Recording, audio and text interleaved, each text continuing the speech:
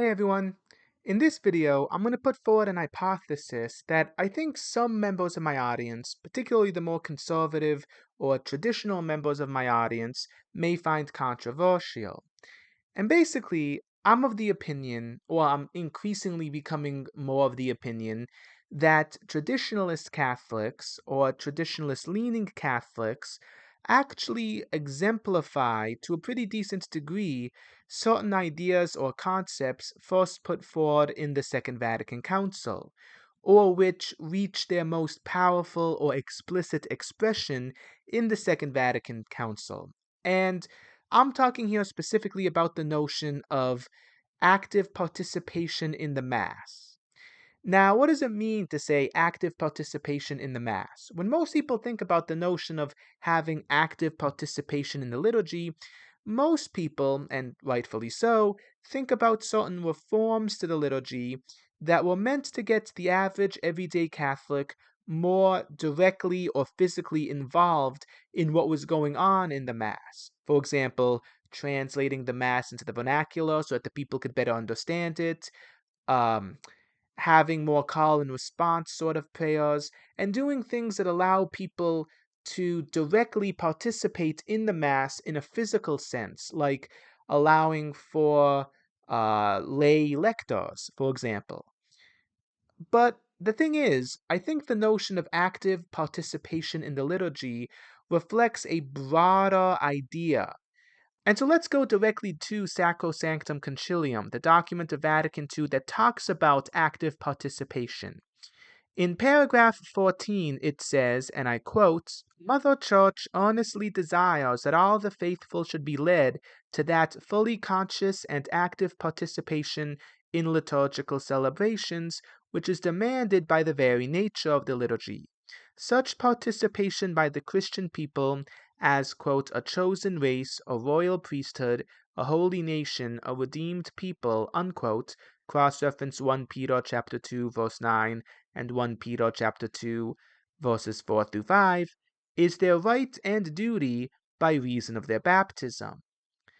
So basically what Vatican II is here saying is that by virtue of their baptism, the laity have both a duty and a right to worship God and to participate in the liturgy.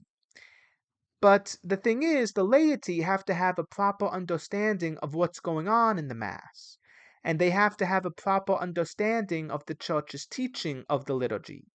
And I think that's the foundational part of active and conscious participation.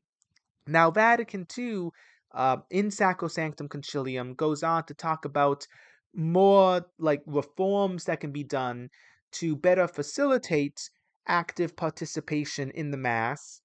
But I think the notion of active, conscious participation in the liturgy traces its roots to the notion that the laity have both a right and a duty to worship God, and that the Mass or the act of worshiping God is fruitful to the extent that the laity understands in an orthodox way the nature of Christian worship and their role in such worship.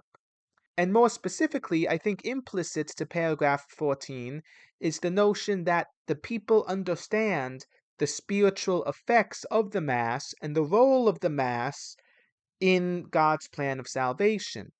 So, like, don't forget, Vatican II quotes from the first letter of St. Peter, which describes the faithful, and really the church as a whole, as a chosen race, a holy nation, a redeemed people, a royal priesthood. And so basically, what that alludes to is the fact that those who have accepted the Christian faith and those who have been baptized are set aside by God. They're people who have been, by the grace of God, taken out of the world and are now living for salvation. And so, understanding that fact and understanding that worshiping God is a big part of our journey towards heaven, I think that's the starting point of the notion of active participation. And I think a lot of traditionalists embody this to a degree that goes beyond what most people recognize or are willing to admit. Because when most people think of the opposite of active participation, they think of the traditional Latin Mass. The priest is doing all the work, and the people are just sitting there watching. Or they are just sitting there saying their own private devotions. And they occasionally, in the rare instances in which there's a call and response prayer, the people will occasionally respond, but even then, if it's a mass with deacons or assistant priests or altar servers, then they will do the responses because the assistant priests or the deacons or especially the altar servers in that context are seen as representing the people. They're speaking on behalf of the people. So most people don't think of the traditional Latin Mass as embodying the notion of active participation. But I think those who go to the traditional Latin Mass embody the notion of active participation way more than you'd think. And so let me give you an example that really articulates or explains what I'm talking about.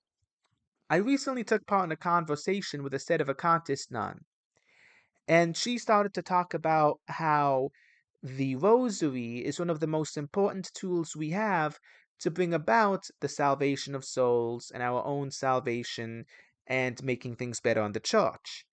And she said, and I quote, the rosary isn't just rattling off Hail Marys, and she went on to talk about how we really get the most out of the rosary when we say the rosary with the mysteries.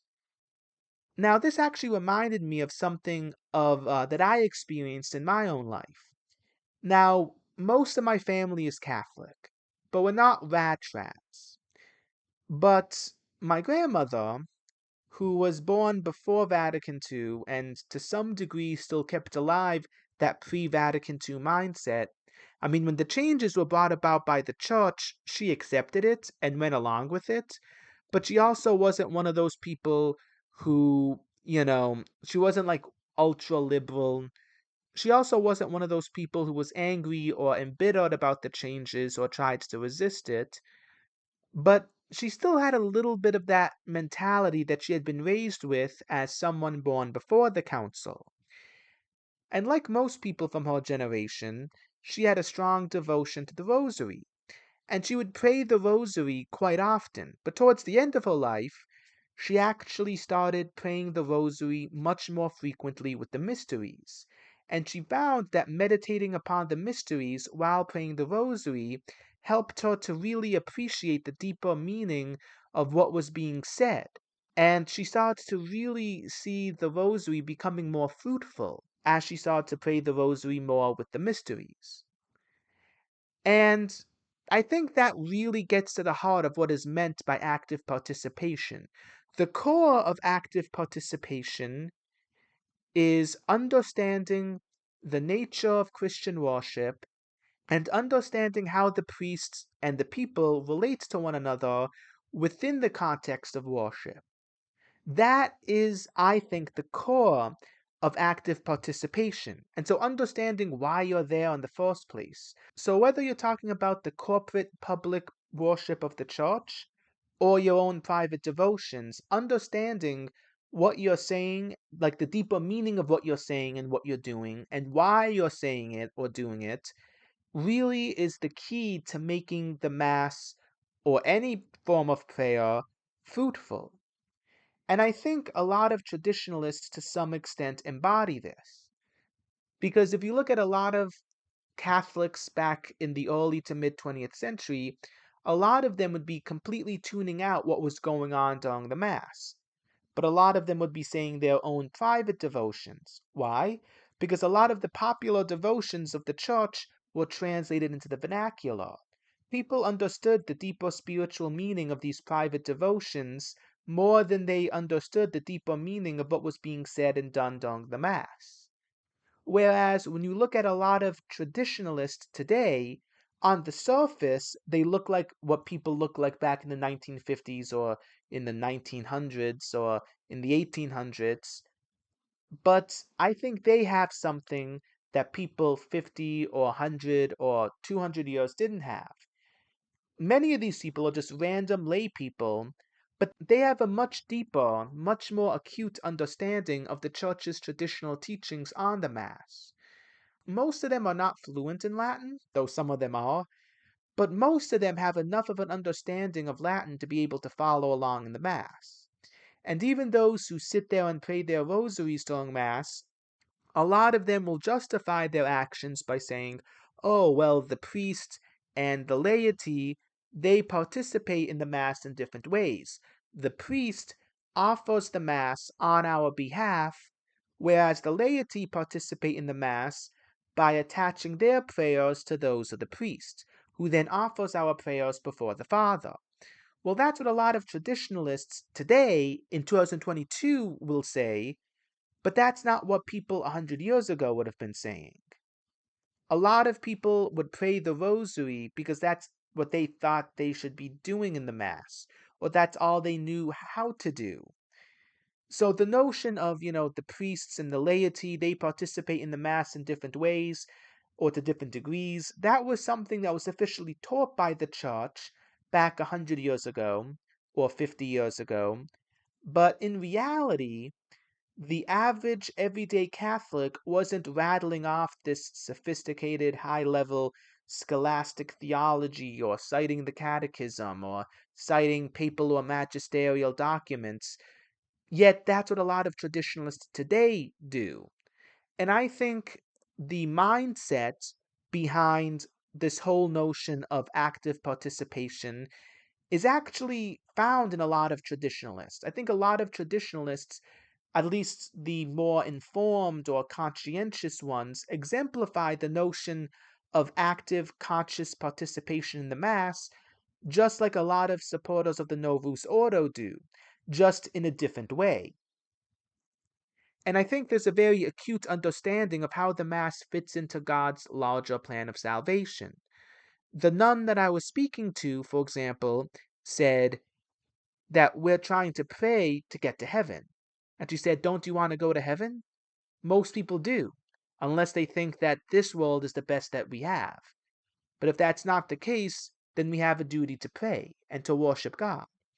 And again, go back to this notion of Vatican II emphasizing the notion of the faithful as a chosen race or redeemed people.